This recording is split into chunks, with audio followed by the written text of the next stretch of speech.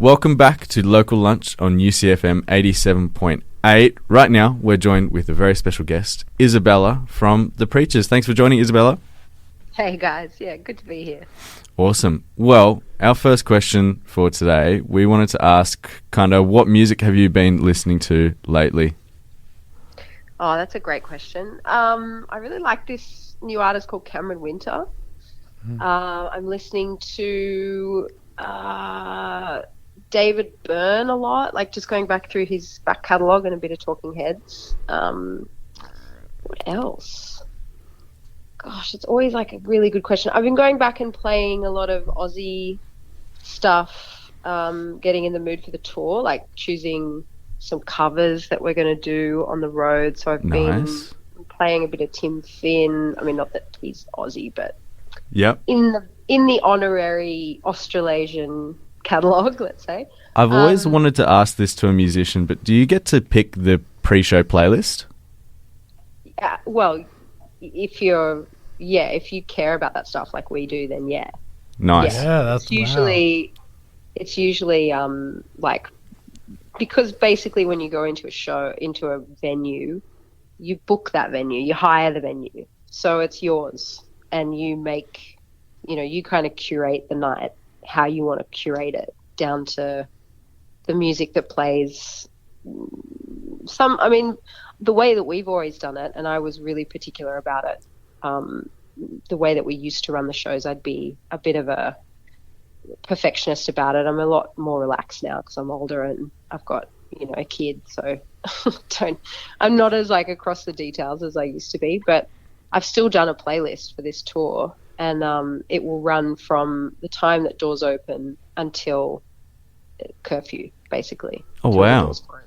Yeah. I see. That's really cool. That's cool. Good knowledge to gain. Like you were saying, it's been a while. You're a bit older now. You're celebrating the 10 years of your first album, Blue Planet Eyes. What are you looking forward to with the tour you're currently on? Oh man, everything.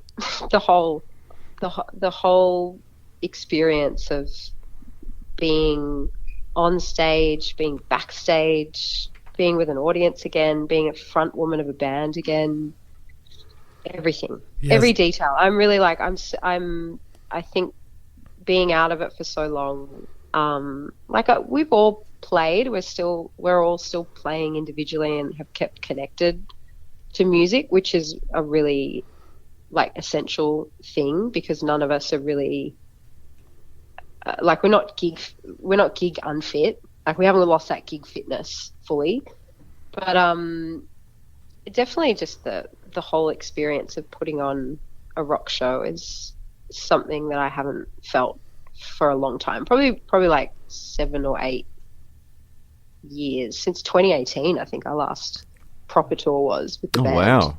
It has been a while. It's a long time. It's a really long time. So yeah, I'm looking forward to everything. I love the whole ritual of it all, like the load in, watching everything get set up, the sound check, making the green room nice. Like we just got to Wollongong today, and they've got we're playing at a uni gig here as well. So they've got like the stage, and then the backstage is a room that is green, which is rare actually. A fully green room, an actual green room. Yeah, an actual green room. And so, the guys are like setting up, and I'm kind of here doing emails and making the green room kind of nice, getting everything like zhuzhed and making sure there's hot water and a heater and all comfy for the whole band. Hung up. Yeah, it's great. Like, it's just the whole ritual of it I really love. That's awesome. So you obviously went on a 5-year hiatus, but before that, like you just said, you haven't played like a proper tour since 2018. What was it like kind of coming back together as a band and rehearsing for the tour? Because I saw you put a bit up on your socials about that stuff, but kind of what's more insight into how that whole experience was like? Well, there's 2 parts to that. One is what it was like coming back as a group, which took a couple of years of really like a lot of conversations and massaging a lot of things and, having it out together, because we had a lot that we had to work through to be able to really come back together. But once we'd cleared a lot of stuff personally, which actually me moving overseas was, I think, the catalyst for that, really, because it forced us to all meet in person before I left and to actually like get in a room together. And it was really funny, like once we got in a room together, which would have been 2022, I think, maybe, or 2023. I don't know, my sense of timing's not great. A couple of years ago. Let's say 2023. Yep. Once we actually got in a room and played together, it was just like, this is so good. And it's there. Nothing is lacking or missing in that part of the relationship. And I think focusing on that, which is such a cliche, what brought us together, is what's really important. But it's true. We've all kind of come back to honor this thing that we made. And then the second part of the question is, what was it like rehearsing? We really haven't had many rehearsals. We haven't had time. We're all like, Luke, our drummer, has been on tour pretty much 3/4 of the year. He's just fucking gunning it. And I live in a different country. So I think we had 2 rehearsals all up for this series of shows. Right. And that's not many at all. It's not many, but look, we're playing the record that we made 10 years ago, and we have that music it's in our DNA, it's kind of built into our muscle memory. So yeah, in some ways it's like getting back on the bike. You might have a couple of wobbles, but fundamentally you know how to ride it. Everyone still remembers the music, which is good. Yeah. Oh, of course. Yeah. Awesome. Yeah. How much of making that album do you actually remember? Like, what was the whole experience like the writing and the making of it? It was our debut record, so we were writing it our whole lives. That's kind of the thing that people say about debut records, is your whole life goes into your first record, and then the second record's really like where you're like, oh, what am I going to write about? But we'd been a band for 4 years before we did Blue Planet Eyes, and excuse me, when we came to recording it, we were pretty much on the road full time. We'd had a hit with Is This How You Feel, which had come off our EP before that, and so we just started writing, as much as we could on the road. At sound checks, we were doing a lot of stuff. Like, I remember we were touring Europe and doing a lot of recording drums in sound check, like in Cologne in Germany. And when we were in the UK, we sort of take a couple of days out to go to a studio, and that's where we mixed Ordinary and It Gets Better. And then in New York, we mixed a couple of the other songs. And then in Austin, we recorded the rest of it with Jim Eno from Spoon, who's the drummer in Texan rock band Spoon. And he was great. We did a lot of two-tone melody to tape there, and that was like sandwiched between doing South by Southwest and Coachella. And it was just crazy. I just remember just feeling like everything was going a million miles an hour. And now I look back on it and realize what a special time it was. Well, yeah. Like you said, you were a band for 4 years before writing your first album, and you guys started off as a cover band. So how'd you kind of transition from that into writing the songs for your EP and your album? Yeah, we weren't really a cover band. That's something that I think is on our Wikipedia page that it pretty much comes up in every interview I've ever done. Have you got your sources wrong, Ewan? You can call him out on it if you want to. No, it's just a thing that people pick up on. They're like, oh, you were a covers band.